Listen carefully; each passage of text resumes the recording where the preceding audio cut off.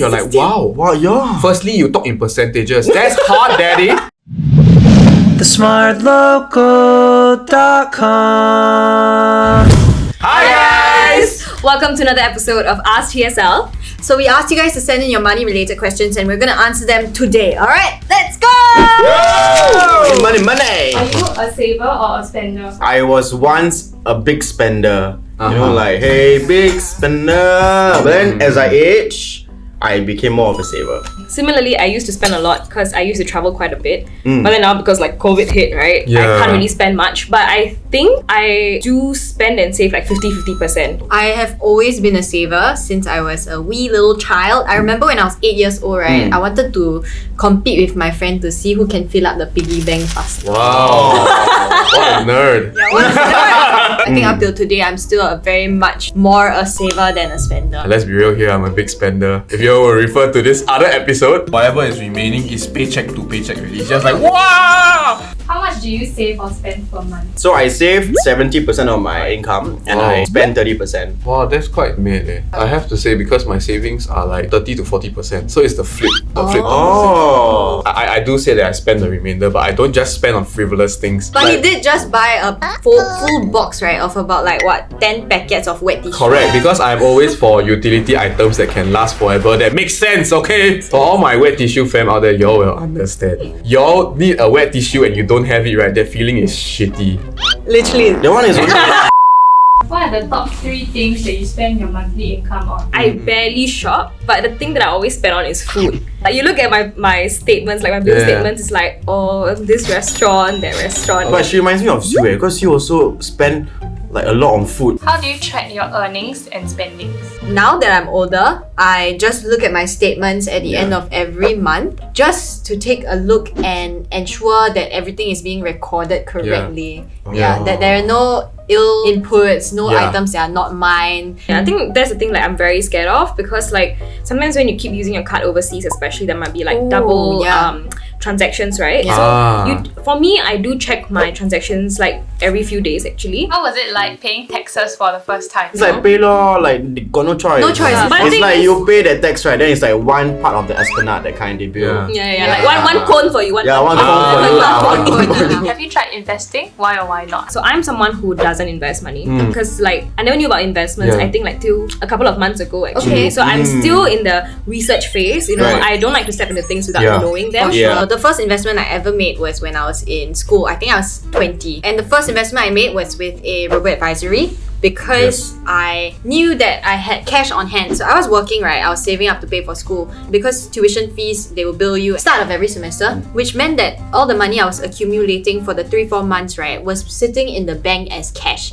And what I wanted to do was to earn a little bit of passive income through this cash. And the only way to do that really for me back then was through investments law. What are some of the side hustles that you took on to supplement your income? I think for some people they can do F&B, but I know I cannot. Same, Like the thing is, I love doing it when the customers are nice to me. But if the customers are nasty, right, it's like it really affects me. What are you? An idiot sandwich. Well, actually, I like it a lot when the customers are nasty. Yeah, because I get to be shady back with them without them knowing. There was once someone was saying that like, oh no, why is it like this or the kind of thing. Then I say like, you don't really serve ugly people or something like that. But like not directly to them, so they may or may not have got it immediately. As an air stewardess, you often have to travel around the world. Do you find it more difficult to save? Yes, straight up. Before COVID, right? Money come in, money go out. There was no savings, okay? And I didn't realize it until COVID hit. At that point of time, it hit me. Oh my god, you know, like I'm turning like 20 over and I'm not responsible for my money. Like what? You know, there was no basis of saving at all. Not even $100. I'm still traveling, but I've become so much more careful with my entire spending habits. Like save first. Then I'll spend. That's good. We were all young and reckless once. How do you get to know about investing? For me, right, it's like during COVID itself, that's how I heard about investing. Because 3 of my best friends, they all work in the airline industry, they're all stewards. When COVID hit, because you guys can't fly, right? Yeah. So I was like asking one of my friends, don't you want to go out and work? So I was just like, for what? I've been investing. Then I'm like, huh? You invest? I didn't know this. So he recommended me this particular robo-advisor thing. And then I was like a bit skeptical at first because I'm like, investments, I don't really know how to monitor. I do not know how to see the ups and downs of the market. I got no time for that.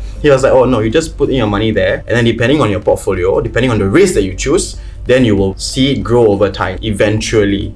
So I was like, okay, give it a try lor. The one that I use is Syfe lah. So Syfe is like there's no minimum fee for investment. You can just pump in any amount. And let's say at any point you want to take out, you can take out. And honestly, because I'm on Syfe as well, and the no minimum quantity that you put in, right, it makes it a lot more accessible for people who may not have a lot of cash that they want to invest straight away. Yeah. So it makes it a lot more accessible for people who want to just try it out for the first time. And you can just give it a shot. Debit or credit card? Debit. Whoa, really? Guys, I'm a credit. This year I've become credit. I used to be debit. Is your partner still the one if your finance habits do not align? In the dating phase, I already talk about, what are your spending habits? And then the thing is like, I kind of already know, what kind of a person you are. And let's say, for example, there will be certain days where I know for a fact, what if one day I get handicapped and I cannot earn anything? Then will you be able to support me? Do you have enough savings? Are you a saver to begin with to support me? That kind of thing. And that's what I see myself, or who I see myself with. Someone whose financial goal is aligned. You know what? It's such a good way to screen your partner. I mean, if you're in secondary school right now and you're watching, right, it's like, don't go and ask your friend like, how much do you have now? How much your mother give you? No, but technically, you can go and ask them how much they save. Because if you check their habits and then you know your secondary school boyfriend, girlfriend be like, I actually take 60% of my allowance and put inside. then you're like, wow, yeah. Firstly, you talk in percentages. That's hard, daddy. What were some considerations you took in before choosing the platform to invest in? Oh yeah, I think for me, let's say if you do want to start investing, for myself, what I wanted to prepare myself mentally was, okay, am I prepared to lose this money? So I chose Syfe because it's the fact that I'm able to withdraw whenever I want to and escape, let's say, if I need to escape.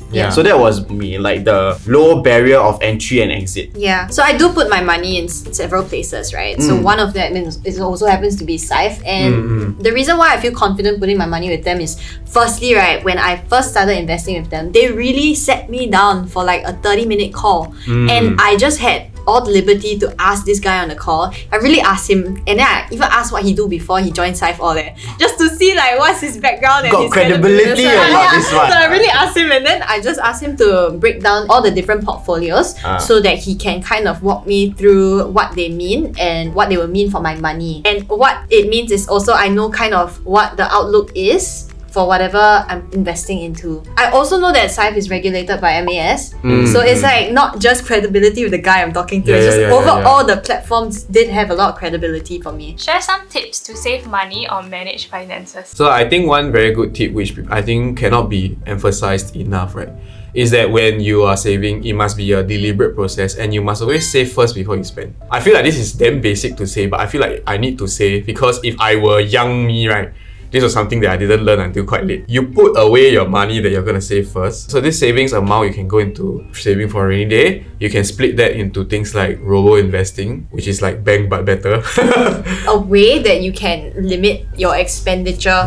And especially if you feel like you need to be a bit more disciplined about it, just set parameters for yourself. And then John, you said earlier about putting your money away. So one thing that I had started doing when I was in school, in uni, was to start using a robo-advisory. It is basically investing, but it's a pretty low risk investment. So the reason why John compares it to putting into a bank but better is because in a bank, what you get in return is interest rate, but banks' interest rates are very, very low. Whereas for a robo-advisory, right, what they do is that they take the money that you put into them and they use it to invest into pretty stable types of investments. You can go and read up about it, which is very important, by the way. You need to know what you're putting your money into. What are the pros and cons of investing? I think the pros is definitely when you invest, there is a lot of potential for it to grow. It's very volatile in that sense where you can make a lot of money or you can also lose lots of money at the same time. But I think there are certain platforms where it's more stable in terms of like the risk level. I think it's also based on your like what they've been mentioning the whole time. It's about your risk appetite. If you know your risk appetite really well, you'll be able to reap the benefits of it, you know. But if you don't know and you just make like, you know, uninformed decisions, then that's when you will lose like the Yep. money as well. Yep. Yeah. Any tips on investing for people who wish to do so?